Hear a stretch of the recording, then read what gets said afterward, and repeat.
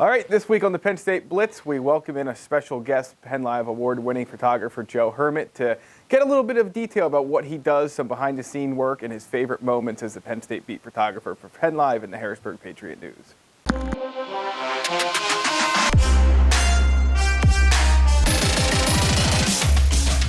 Joe, you're usually behind the camera. Today you're in front of it. There's good reason for that, Greg. Yes, as we'll see maybe soon enough. But let's get into it and talk a little bit first about your life as a long-time PennLive and the Patriot News Penn State beat reporter. You've been doing this since before the digital age began, and you've obviously transitioned into the digital age. Take fans and viewers through a game day for you. This should be my 20th year. Wow. Penn State beat. It's a long day. We start off, say like for a noon game, I usually leave my house about 6:30 in the morning.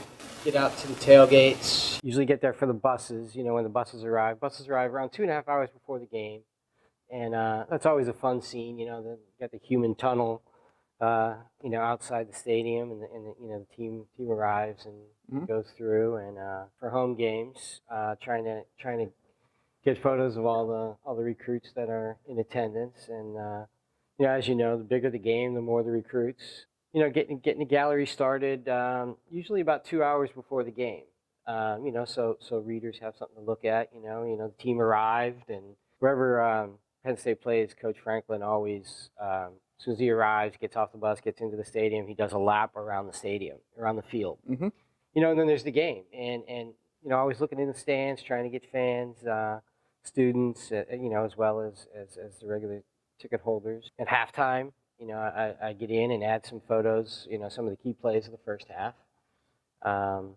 That's only 20 minutes long, so it's a pretty quick turnaround. Back on the field for the second half, and the reaction, good or bad, after the game, and then it's usually about 3 or 4 hours of post-game work to get all the photos up. So there you have it. If you're there at 7 a.m. or 7 p.m. or 3 a.m., you can probably find Joe somewhere pointing a camera at you if you are in or around Beaver Stadium or wherever else Penn State might play.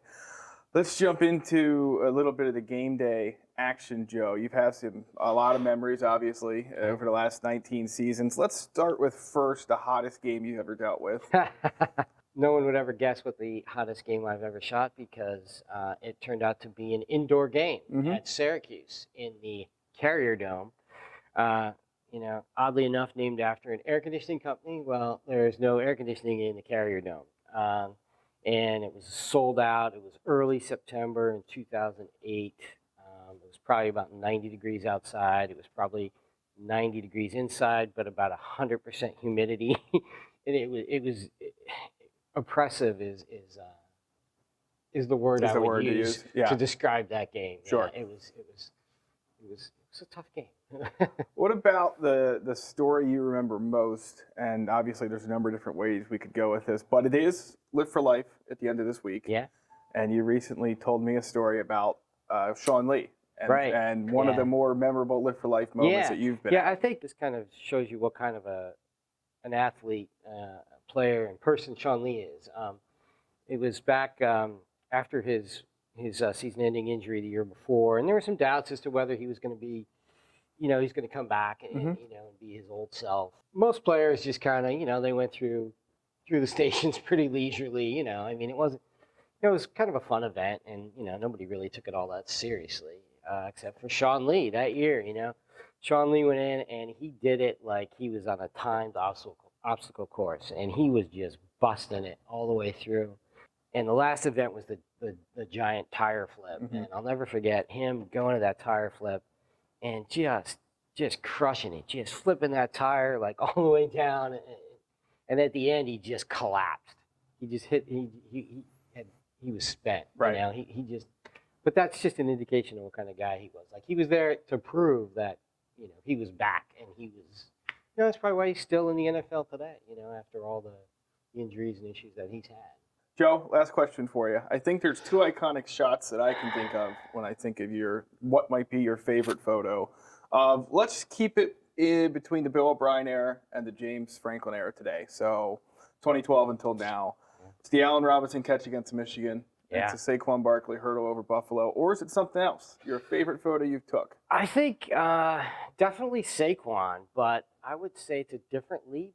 I would say it's the leap against Iowa.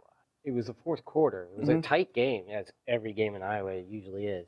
And they were all the way down around their own 20-yard line, somewhere around there. I'm all the way down in the other end zone, so I'm about 80 yards away, 75 yards away. Right, and so you're always set up in the end zone that Penn State's going toward, right? Yeah, or on the sideline, but always Penn State coming at me. Right, so defensively, you're looking into the defensive backfield. Right, exactly. And so Saquon comes around the edge, and, with him, you always had to be shooting because you never knew what he was going to do. And that was, and all of a sudden, he just went up, and I think a safety it was, or a corner coming in low on him, and he hurdled him, and which he had done many times. But at this point, the most amazing thing about that, as I looked through the sequence of shots, was not just the hurdle, because he did that a lot. Right. But in the middle of the hurdle, a safety comes over from Iowa and hits him in midair, and he's a pretty big guy that hit him, and he didn't even break stride. He came down, landed perfectly, picked up an extra 5 yards, got the first down, moved the chains, and it was just just an amazing moment in an amazing career. Maybe any other hot takes or other things you'd like to share? Speaking of Iowa, I'm looking forward to that game. It's usually a blackout or a stripe out game. I'd imagine it'll be a blackout because they don't want to put gold against gold. So right.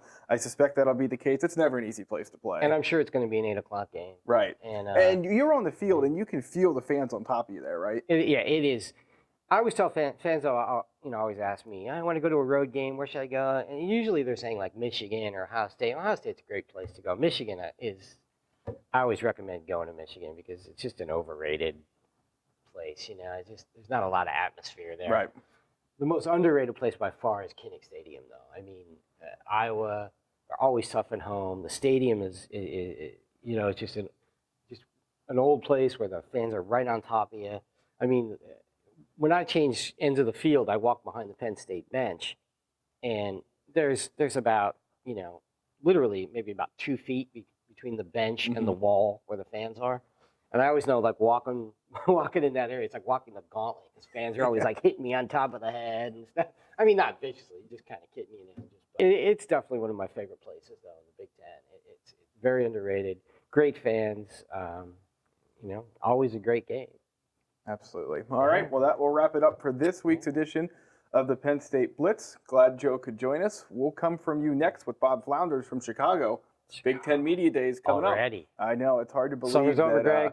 It's hard to believe that the summer has ended and the camp season's right around the corner, but we will talk to you next time from the Windy City.